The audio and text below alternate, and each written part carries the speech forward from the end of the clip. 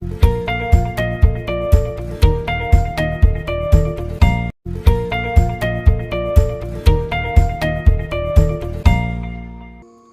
The lord. యేసుక్రీస్తు దివ్యనామంలో ఉదయకాల సమయంలో ప్రభుతో ప్రతిదినం అని ఆధ్యాత్మిక కార్యక్రమాన్ని వీక్షించుచున్న దేవుని బిడ్డలైన మీ అందరికీ నా హృదయపూర్వక వందనాలు తెలియజేస్తున్నాను.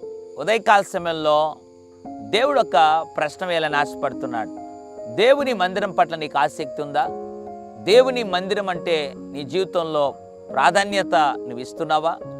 దేవుని మందిర కార్యక్రమాలంటే నీ జీవితంలో నేనే ముందుండాలి అన్నటువంటి భావన, ఆసక్తి నీలో ఉందా? ఉంటే దేవునికి స్తోత్రం. ఒకవేళ ఆ లక్షణం నీలో లేకపోతే ఈ లోకంలో ధన్యకరమైనటువంటి బ్రతుకు మనం బ్రతకలేం. కోరహు కుమారులు దేవుని మందిరాన్ని ఎంతగానో ప్రేమించారు. దేవుని మందిరం యొక్క గొప్పతనాన్ని వారు రాసిన కీర్తనలో అద్భుతమైనటువంటి విధానంలో ఆత్మచేత ప్రేరేపించబడి రాశారు. అయితే అందులో నుండి ఒక మాట ఈ ఉదయకాల సమయంలో దేవుడు మనకు జ్ఞాపకం చేయాలని ఆశపడుతున్నాడు. కీర్తన 84వ అధ్యాయం 4వ వచనం, నీ మందిరమునందు నివసించువారు ధన్యులు, వారు నిత్యము నిన్ను స్తుతించుదురు. Praise the lord. ఎంత అద్భుతమైనటువంటి వాగ్దానం అండి. దేవుని మందిరములో నివసించువారు ధన్యులంట.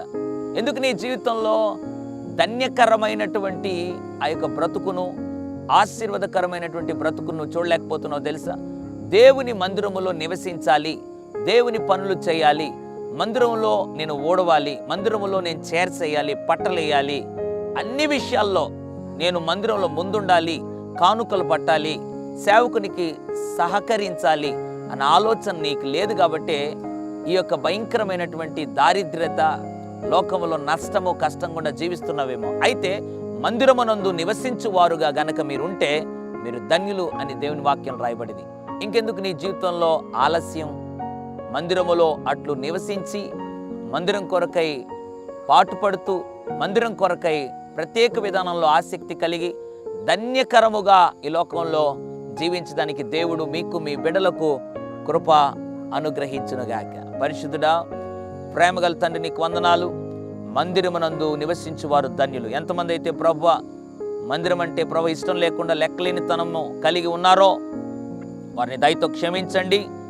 ఇక మీదట మందిరమందు నివసించి ధన్యకరమైనటువంటి జీవితాన్ని ప్రభు వారు అనుభవించే కృప దయచేయమని, వారిని, వారి కుటుంబాన్ని ఆశీర్వదించమని యేసు నామములో ప్రార్థిస్తున్నాను తండ్రి.